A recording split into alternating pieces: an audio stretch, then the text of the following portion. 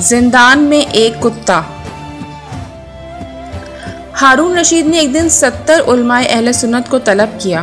جب وہ لوگ اس کی مجلس و نشست میں آئے تو ہارون نے شافعی سے پوچھا کہ تمہیں حضرت علی علیہ السلام کے فضائل میں کتنی حدیثیں حفظ ہیں؟ شافعی نے کہا بہت زیادہ حدیثیں فضائل علی کے بارے میں یاد ہیں۔ ہارون نے پوچھا کہ کتنی حدیثیں ہیں؟ شافعی نے کہا کہ کہتے ہوئے ڈرتا ہوں۔ ہارون نے پوچھا کہ تم کس سے ڈرتے ہو؟ شافعی نے جواب دیا کہ تجھ سے ڈرتا ہوں۔ ہارون نے کہا کہ مت ڈرو اور بیان کرو۔ شافعی نے کہا کہ 400 سے 500 تک حدیثیں حفظ رکھتا ہوں۔ ہارون نے دوسرے سے پوچھا تو اس نے کہا کہ 1000 حدیث سے زیادہ حضرت علی علیہ السلام کے فضائل میں حفظ کر رکھی ہیں۔ ہارون نے اسی سوال کو ابو یوسف سے پوچھا تو جواب دیا کہ 15000 حدیثیں مستند اور 15000 حدیثیں مرسل حضرت علی کے بارے میں حفظ کی ہیں۔ ہارون نے واقدی سے پوچھا تو اس نے جواب دیا کہ میں نے بھی ابو یوسف کے برابر حضرت علی کے اوصاف احادیث میں دیکھے ہیں۔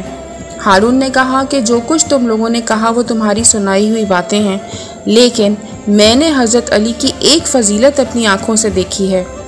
سبھی علماء اہل سنت اس فضیلت کو سننے کے مشتاق ہوئے۔ ہارون نے کہا کہ ایک دن دمشق کے حاکم نے میرے پاس خط لکھا کہ ایک خطیب یہاں رہتا ہے جو حضرت علی کا دشمن ہے۔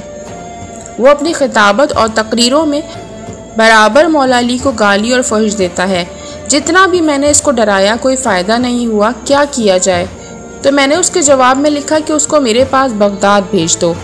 جب خطیب یہاں آیا اس کو نصیحت کی اور کہا کہ کیوں حضرت علی کے دشمن ہو، تو جواب دیا اس لیے کہ انہوں نے میرے آباء و اجداد کو قتل کیا ہے۔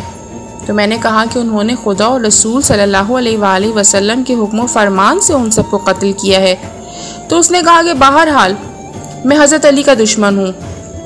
ہارون کہتا ہے کہ میں نے بھی حکم دیا کہ اس کو مارو اور زندان میں ڈال دو۔ میں نے اسی رات کو خواب میں دیکھا کہ حضرت رسول صلی اللہ علیہ وآلہ وسلم آسمان سے تشریف لائے ہیں، اس حال میں کہ ان کے پیچھے حضرت علی اور بی بی فاطمہ الزہرا سلام اللہ علیہا اور امام حسن اور امام حسین اور جبرائیل علیہ السلام بھی ہیں۔ سبھی میرے قصر و محل کی طرف آئے۔ پانی کے جام جبرائیل کے ہاتھ میں تھے۔ رسول نے شیعوں کو ایک ایک کر کے آواز دی اور ان لوگوں کو بہشتی شفاف پانی سے سیراب کیا۔ 5000 لوگ جو اس اطراف میں رہتے ہیں، ان میں سے صرف 40 آدمیوں کو جن کو میں پہچانتا ہوں کہ حضرت علی کے چاہنے والے ہیں سیراب ہوئے۔ تو اسی درمیان حضرت علی نے رسول صلی اللہ علیہ وآلہ وسلم سے کہا کہ اے پیغمبر، آپ اس خطیب سے پوچھیں کہ میں نے اس کے ساتھ کیا کیا ہے۔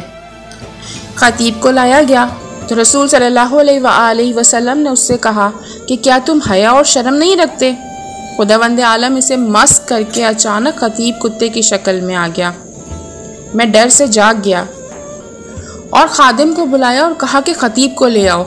میں نے قصد کیا تھا خطیب کو موعظہ کروں اور جو خواب دیکھا ہے اس سے بیان کروں۔ خادم گیا اور لوٹ آیا اور کہا کہ خطیب تو نہیں ہے، لیکن ایک کتا زندان میں ہے۔ تو ہارون نے کہا کہ کتے کو لے آؤ۔ جب خادم کتے کو لایا تو میں نے دیکھا کہ خداوند عالم نے لوگوں کی عبرت کے لیے اس کے کانوں کو انسانوں کی شکل کا باقی رکھا ہے اور اس کے جسم کو کتے کی طرح بنا دیا ہے۔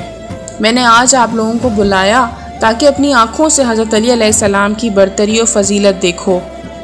ہارون کے حکم سے خطیب کو جو کتے کی شکل میں ہو گیا تھا لائے، اس حالت میں کہ اس کی گردن میں رسی ڈال کر اسے کھینچ رہے تھے۔ خطیب بدبخت نے اپنے سر کو جھکا لیا تھا۔ شافعی نے کہا یہ خطیب خدا کے قہر و غضب میں مبتلا ہوا ہے اور مسخ ہوا ہے، لہٰذا 3 روز سے زیادہ زندہ نہیں رہ سکتا۔